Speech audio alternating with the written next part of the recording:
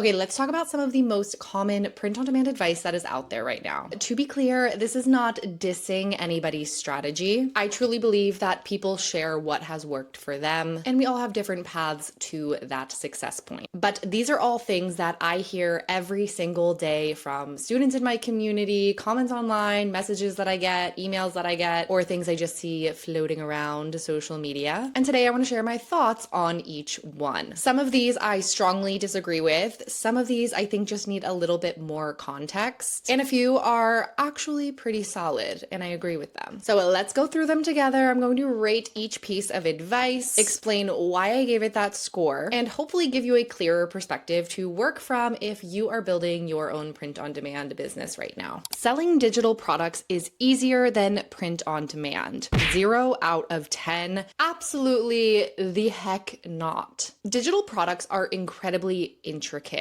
If you have never created a digital product, you might not quite understand the complexities of them, which is why I think a lot of people start diving into them. They hear that they won't have to deal with inventory or that the margins are higher, and that's kind of what attracts people to digital products. And I'm not completely knocking digital products as a whole. However, I am knocking digital products on Etsy. In order to create a successful digital product, for one, it needs to be very well done and actually provide value. There are many cookie cutter digital products that are being sold on Etsy for very low dollar amounts. I see so many sellers creating very basic, boring budgeting templates or worksheets or digital journals and planners. And there's really nothing about any of those products that individuals are creating that stand out, add value, are worth getting one versus the next. And then there's the other point that these products also are really competing for pricing. Sellers are selling a lot of these products for very, very cheap. And so while you might see a higher profit margin, 60, 70% profit, if you're only selling it for $2 to $3, then you're really not making a ton of money. There was a time where very simple, low value digital products were doing really well on Etsy, but those days are far gone. If you want to be successful with digital products, you really need to make sure that you are creating something of value. And if you're going to do so, I actually don't recommend selling digital products on Etsy. I think that there are other ways to market and sell digital products where you can sell them for higher prices and pocket even more money. Overall, I think print on demand is significantly easier than digital products. Not to say that print on demand is easy, but it is much more simple, and you can make a lot more money selling physical products than you are probably going to see with digital downloads on Etsy. If you reuse the same keywords, you are competing with yourself. Now, this, depending on what you're selling, there's really no way to avoid this to some extent. There are really only so many ways that you can describe and title the product that you are selling. If you try to get too cute with it, you're probably going to start using keywords just that aren't hyper relative to what you are offering, which isn't going to serve your listing well. I give this a 0 out of 10 for the reason being that part of my core strategy that I have utilized in my print on demand shops is reusing the same keywords. And sorry, the sun is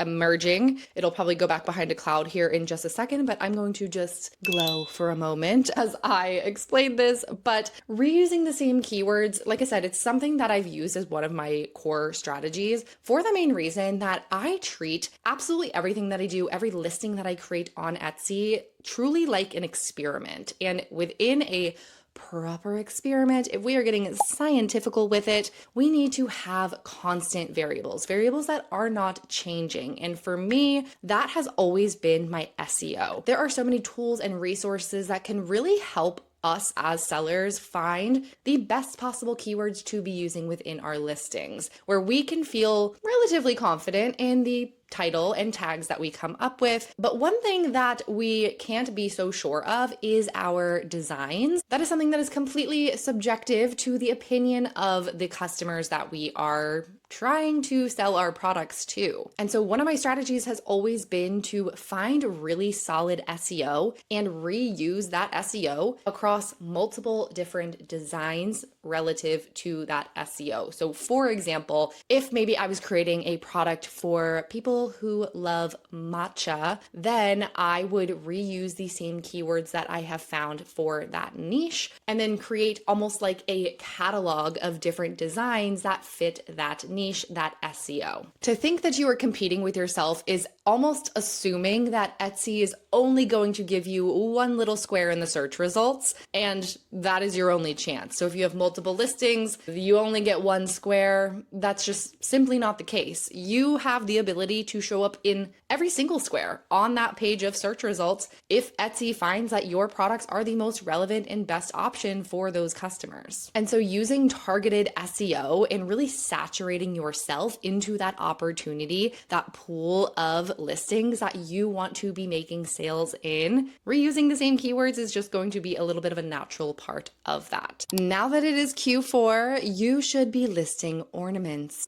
3 out of 10. Ornaments aren't inherently bad. However, I think that there are better opportunities to not only get sales now in the Q4 season as I'm filming this, but also carrying your success into Q1 and Q2 and throughout the rest of the year. Ornaments are a very time-sensitive product type, and I'm not saying that the sales opportunity is not there. It is. Ornaments do sell. However, I think if you are really looking to build momentum off of Q4 because it is such a high sales volume season, there are much better opportunities. Thinking about Q4 as the #1 gift giving season of the year. When people are buying gifts, I mean, think about when you are buying a gift for a family, friend, loved one, you're probably buying them something that is relative to them, a passion, a hobby, an interest that that individual has. And I think that those are the best opportunities to tap into in the Q4 season because people are going to be looking for gifts that connect with their family, friends, loved ones. Those things that you create that tie into those passions, interests, hobbies are also things that can be selling any other time of the year. The more products you add, the more sales you will get. Okay, this is what I would say half true. I would give this a 4 out of 10, but this needs more context. So simply just adding more listings for the sake of adding more listings is not going to magically grant you more sales. But the reason that I give this a 4 and don't completely discount this, getting more listings up in your shops is giving you more experience. And when you have more experience, you gain more insight, you gain more skill, and you end up ultimately creating higher quality listings. Of course, this is also with the idea that you are looking to improve with every single listing that you create. If you are just mass churning out listings using AI and every bulk upload tool that literally exists, then you're probably not actually getting that experience. Experience comes from getting in there, manually creating your listings, creating designs, doing research, uploading your designs, creating your mockups, doing all of the things that you need to truly master to create a high quality listing. When you get really good at creating high quality listings, yes, the then next way to get more sales is to create more listings. So yes, more listings can equal more sales, but that quality component is really what's necessary. I see the question so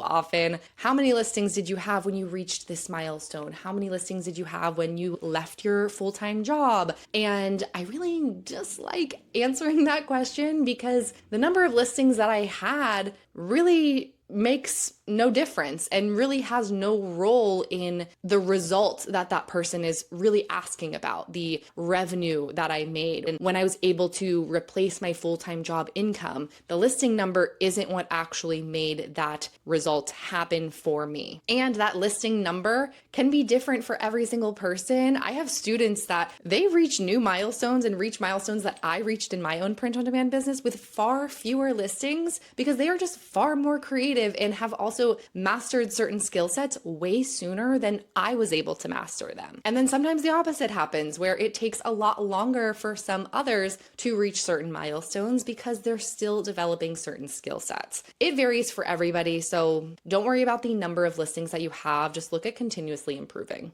Delete your listings that aren't selling. 2 out of 10. Every listing that you create is an opportunity to collect data. And if your listing isn't selling, you need to identify why it isn't selling. Stop blaming external factors, the algorithm, the this, the that, whatever the case may be. Do not blame anything else besides your listing.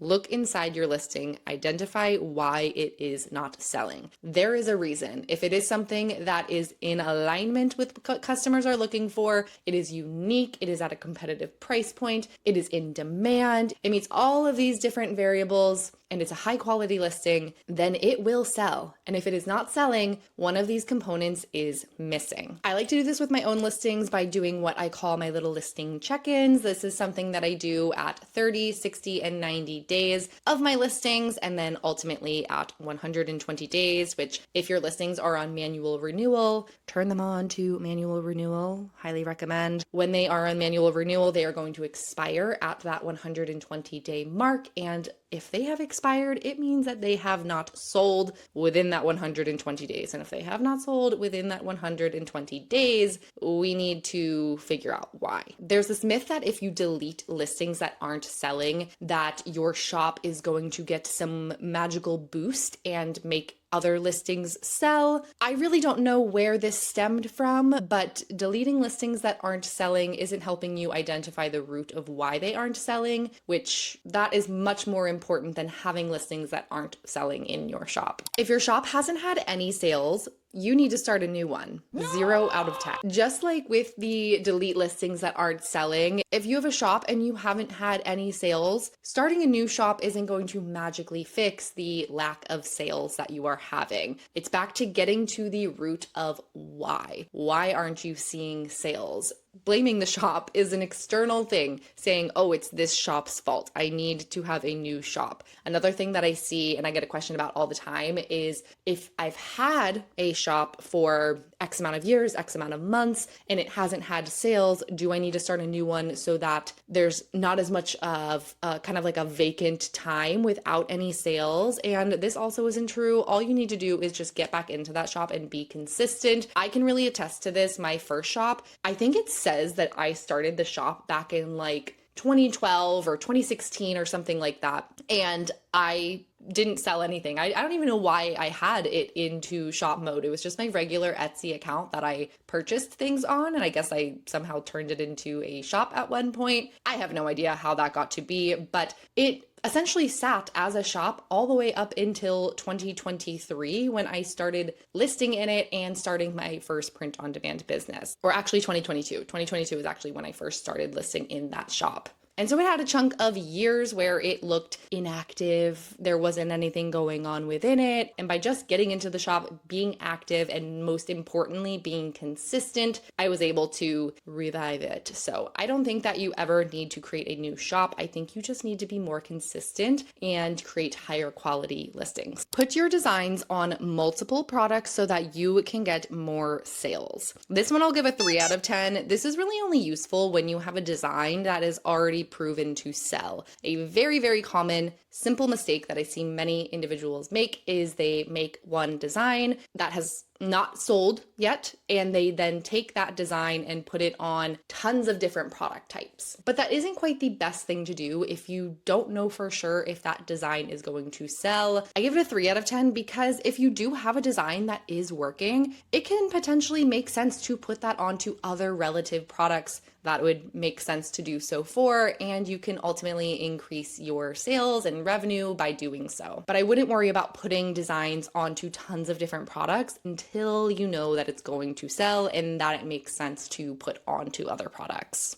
You can build a profitable Etsy shop with just 1 hour a day. 100% you can. I think this is one of the main reasons that I absolutely love print on demand. I started my print on demand business when I was still working a full-time job. Granted, I spent a lot of time working on my shops. However, I don't think that time that I was spending working on my shops was 100% necessary. I was spending a lot of time because I had no idea what I was doing, and I had a lot of things that I needed to learn. So in the beginning, you might spend more time simply because you're going to be slower. You're going to be slower at creating designs, slower at creating listings. It's a learning curve. It's something that you've never really done before, and so it's normal that the first time you ever do a new skill set, it has to be learned. It's gonna take time, but quality is really what matters. And when you start to master these skill sets of creating a quality listing, it doesn't take as much time to do so. And I think an hour a day is a perfect amount of time if you implement a very good listing process, which I'll link my listing process up above. I have a video that walks through exactly how I create my listings, but I don't think that you need a ton of time to create a profitable shop. Depending on your profit goals, maybe if you have really high profit goals and you want to make this your full-time job, then yes, you're probably going to need to spend more time. But to have a profitable shop and make a little bit of extra income each month, you do not need a ton of time to do so. Price low to get sales and then raise your prices after you have built momentum. 1 out of 10. I honestly kind of want to give this a 0, but the only reason I'm going to give this a 1 is because yes, pricing low can lead to sales, but is this the best long-term strategy? No. I would say not. For one, I would find that many sellers who do implement this have a very hard time knowing when and questioning when to raise their prices and get themselves out of that break-even zone that they started in to increase their sales. Which if you then don't start to increase those prices and actually get to a more profitable level, you're basically working for free. You're doing a lot of input in orders and work, but not actually being compensated for it. So for that reason, I think it's better to price accordingly, just right from the get-go, so that when you start making sales, you can actually see a profit as well. And my second reason point here with pricing low is you do not need to price low to get sales. You just simply need a product that is in demand and matches what buyers are actually looking for. When you have that, the right buyer is going to pay an appropriate price. I would say 99.9% of the time, pricing is not the issue, the product is the issue. But if you are like, no, Taylor, I have the best product ever, and you feel very, very strongly about it, then I would challenge you, try to sell that product for dirt cheap. Try to get that product to fly off of the shelf. Price it for $1, price it for something ridiculously low, and see if you can get it to fly off the shelf, hypothetically. If it is such a great product and you cannot sell it for dirt cheap, then it is probably not a great product. But again, I don't really recommend pricing low. Just dial in your product, make sure you really know your customer, and price for profit from the get-go. Niche down as much as possible. The smaller the niche, the more success you will have. 2 out of 10. I would say that there is some value in finding less competitive niches. I do recommend trying to find high search, low competition keywords and using that as part of what you are targeting within your listings. However, if you are only targeting very hyper-specific keywords and you're only targeting them, then you're kind of putting a ceiling to your growth. Very, very small specific opportunities have very small amounts of growth. And what you might end up doing is kind of boxing yourself into an area that is just incredibly small, that it doesn't actually match your sales goals, your revenue goals that you have for your print-on-demand business. Being in competitive spaces isn't really a bad thing. You just need to make sure that you are creating something of value, something that people are actually looking for, that doesn't look like every single other listing that exists in that space. When things are competitive, that's really just a sign that that is something something that people are spending money on. If there is competition, there is money to be made, and I wouldn't shy away from those types of opportunities. At the end of the day, I really don't think that there is just a cookie cutter, one size fits all approach for print on demand. It really can vary depending on where you are at in your own journey. Advice is everywhere. Of course, I also put my advice on the internet, but I think it's good to pause and ask yourself, does this make sense for where I am at? I know I've had to shift and adapt my strategies over the years. From when I first started, my strategy looked different, to what my shops are doing now, my strategy looks different. It really has had to evolve with time, and that is a huge reason why I made my course Plan, Scale, Profit, because depending what phase you are in, your strategy is going to need to reflect that. To be in the plan phase and have less than 100 sales and mirror the strategy of a shop in the profit phase with over 10,000 sales just simply isn't going to work for a shop at that level. No pressure, but if you ever do want to check out my course and community, your invite is always in the description box below. Let me know what you think of these pieces of advice. Do you agree? Do you disagree? Let's talk about it in the comments down below. I'm really curious to hear your thoughts. And as always, I hope that you are having a wonderful morning, afternoon, evening, wherever you are in the world, and I will see you in the next one. Bye.